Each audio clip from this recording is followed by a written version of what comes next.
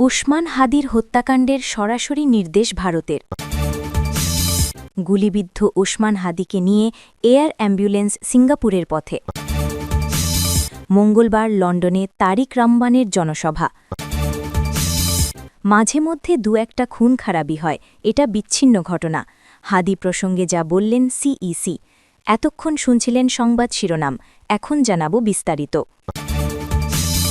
শরীফ ওসমান হাদির ওপর হামলা, দক্ষিণ এশিয়া জুড়ে আলোড়ন। শরীফ ওসমান হাদির ওপর গুলিবর্ষণের ঘটনায় শুধু বাংলাদেশ নয়, পুরো দক্ষিণ এশিয়া জুড়ে তীব্র প্রতিক্রিয়া ও আলোচনা শুরু হয়েছে। এই ঘটনাকে ঘিরে রাজনীতি, কূটনীতি ও আঞ্চলিক নিরাপত্তা নিয়ে নতুন করে প্রশ্ন উঠেছে।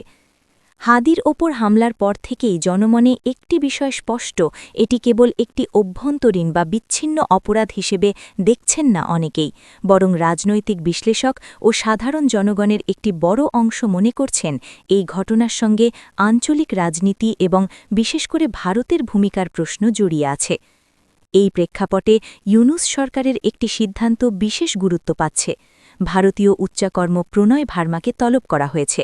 সরকারের এই পদক্ষেপকে কেউ কেউ দেখছেন কূটনৈতিক বার্তা হিসেবে, আবার সমালোচকদের মতে এটি যথেষ্ট কঠোর নয়।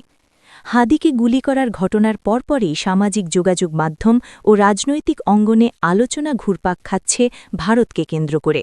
জনমতের একটি অংশ মনে করছে এই হামলার পেছনে ভারতের ষড়যন্ত্র রয়েছে এবং লক্ষ্য একটাই, বাংলাদেশের আসন্ন নির্বাচন ও রাজনৈতিক স্থিতিশীলতা প্রশ্নবিদ্ধ করা। অনেকে বিএনপির মির্জা আব্বাসকে দায়ী করলেও পাল্টা মত বলছে ঘটনার পেছনের শক্তি আরও বড় এবং আন্তর্জাতিকভাবে প্রভাবশালী।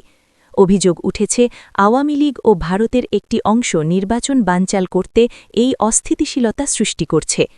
এই বক্তব্য অনুযায়ী ওসমান হাদির ওপর হামলা কোনো ডোমেস্টিক ইস্যু নয়, এটি সরাসরি ভারত-বাংলাদেশ সম্পর্ক ও আঞ্চলিক রাজনীতির সঙ্গে সংশ্লিষ্ট।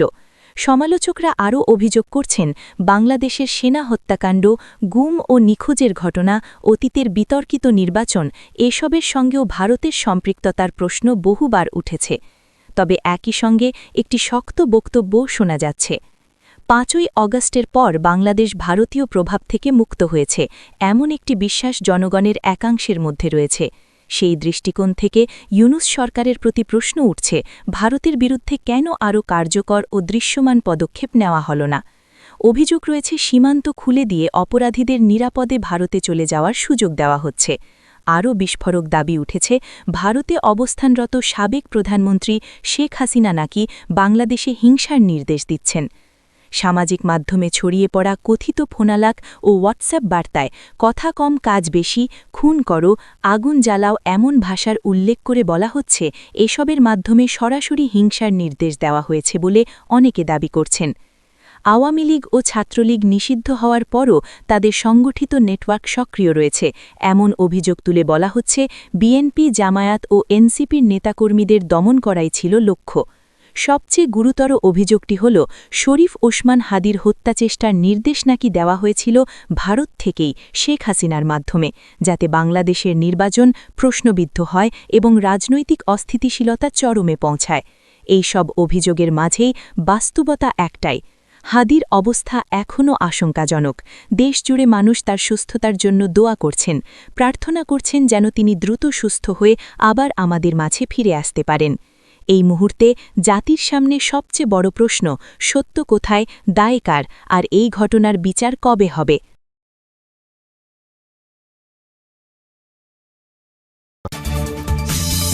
মাথায় গুলিবিদ্ধ ঢাকা ৮ আসনের সম্ভাব্য স্বতন্ত্র প্রার্থী শরীফ ওসমান বিন হাদিকে বহনকারী এয়ার অ্যাম্বুলেন্সটি সিঙ্গাপুরের উদ্দেশ্যে রওনা দিয়েছে। আজ সোমবার বেলা ১টা৫৫ দিকে এয়ার অ্যাম্বুলেন্সটি উড়ে যায়। এর আগে বেলা ১:৩০টার কিছু আগে বিমানবন্দরের ৮ নম্বর গেট দিয়ে ইনকিলাব মঞ্চের আহ্বায়ক ওসমান হাদিকে বহনকারী আইসিইউ অ্যাম্বুলেন্সটি ঢোকে। বেলা ১:১টার দিকে রাজধানীর এভারকেয়ার হাসপাতাল থেকে ওসমান হাদিকে নিয়ে আইসিইউ অ্যাম্বুলেন্স বিমানবন্দরের দিকে রওনা হয়। ওসমান হাদিকে বহনকারী আইসিইউ অ্যাম্বুলেন্সটি বেলা ১:৩০টার কিছু আগে বিমানবন্দরের ৮ নম্বর গেট দিয়ে ঢুকেছে। চিকিৎসার জন্য শরীফ ওসমান বিন হাদিকে সিঙ্গাপুরে নেওয়া হচ্ছে। তাকে এয়ার অ্যাম্বুলেন্সে সিঙ্গাপুরে নেওয়া হচ্ছে। ত্রয়োদশ জাতীয় সংসদ নির্বাচনের তফসিল ঘোষণার পরদিন গত শুক্রবার রাজধানীর পুরানা পল্টন এলাকায় চলন্ত মোটরসাইকেল থেকে শরীফ ওসমান বিন হাদিকে গুলি করা হয় ১৩ ডিসেম্বর ২০২৫ তফসিল ঘোষণা গুলিবিদ্ধ ওসমান হাদি ও নির্বাচন নিয়ে উদ্বেগ ইনকিলাব মঞ্চের সদস্য সচিব আবদুল্লাহ আল জাবের জানান ওসমান হাদির সঙ্গে যাবেন তার বড় দুই ভাই ওমর ফারুক এবং আবু বকর সিদ্দিক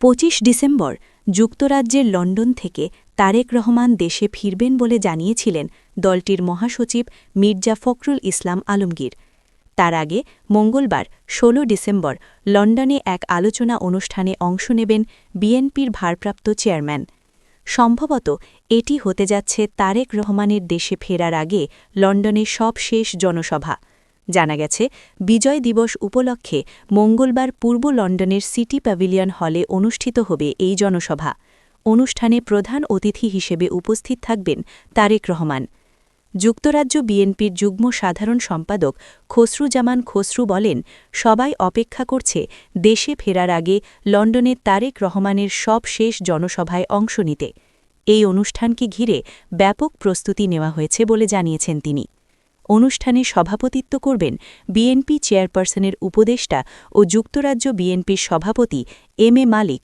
অনুষ্ঠানটি পরিচালনা করবেন বিএনপি জাতীয় নির্বাহী কমিটির সদস্য ও যুক্তরাজ্য বিএনপির সাধারণ সম্পাদক কয়সার এম আহমেদ ২০০৭-এ ১/১১ পটপরিবর্তনের পর গ্রেফতার হন তারেক রহমান ২০০৮ সালে কারাগার থেকে মুক্তি পেয়ে চিকিৎসার জন্য সপরিবারে যুক্তরাজ্যে যান এরপর থেকে যুক্তরাজ্যেই আছে ইনকিলাব মঞ্চের আহ্বায়ক ও ঢাকা ৮ আসনের সম্ভাব্য স্বতন্ত্র প্রার্থী শরীফ ওসমান হাদির ওপর গুলি চালানোর ঘটনাকে বিচ্ছিন্ন ঘটনা হিসাবে উল্লেখ করেছেন প্রধান নির্বাচন commissioner CEC AMM Nasir Uddin একই সঙ্গে আসন্ন জাতীয় নির্বাচন নিয়ে যে কোনো ধরনের সংশয় ও দুশ্চিন্তা দূর করার আহ্বান জানান তিনি সোমবার ১৫ ডিসেম্বর গুলশানে আয়োজিত এক অনুষ্ঠানে এসব কথা বলেন সিইসি তিনি বলেন নির্বাচন আয়োজনের জন্য নির্বাচন কমিশন সম্পূর্ণ প্রস্তুত এবং নির্ধারিত সময়ে নির্বাচন অনুষ্ঠিত হবে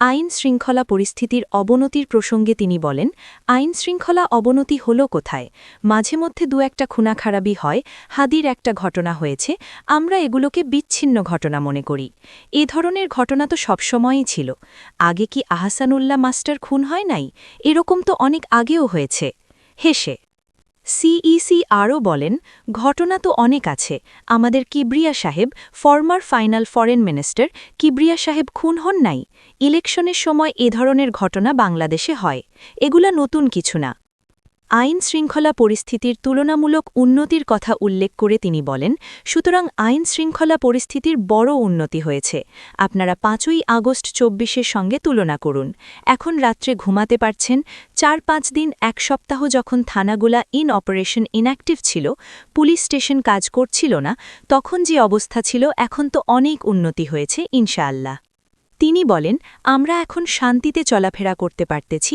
রাস্তাঘাটে চলাফেরা করতে পারতেছি শান্তিতে ঘুমাতে পারতেছি আইন শৃঙ্খলা পরিস্থিতির অবনতি হয় নাই আমরা গতকালই আইন শৃঙ্খলা বাহিনীর টপ ব্রাসদের সঙ্গে সভা করেছি এবং প্রয়োজনীয় নির্দেশনা দিয়েছি সিইসি জানান ইনশাআল্লাহ আমাদের আইন শৃঙ্খলা বাহিনী সম্পূর্ণ প্রস্তুত এখন থেকে নির্বাচন পর্যন্ত যাতে শান্তি শৃঙ্খলা বজায় থাকে এবং সুষ্ঠুভাবে নির্বাচন করা যায় আইন শৃঙ্খলা বাহিনী গতকালই তাদের সম্পূর্ণ প্রস্তুতির কথা আমাদের জানিয়েছে আপনারা হয়তো মিডিয়াতে দেখেছেন শেষে তিনি বলেন ইনশাআল্লাহ নিশ্চিন্ত থাকেন নির্বাচন সঠিক সময়ে সঠিকভাবে একটা সুষ্ঠু সুন্দর প্রতিযোগিতামূলক নির্বাচন ইনশাআল্লাহ আমরা দেখতে পাব যে ওয়াদা আমরা জাতিকে দিয়েছি সেই ওয়াদা পরিপালনে নির্বাচন কমিশন প্রতিজ্ঞাবদ্ধ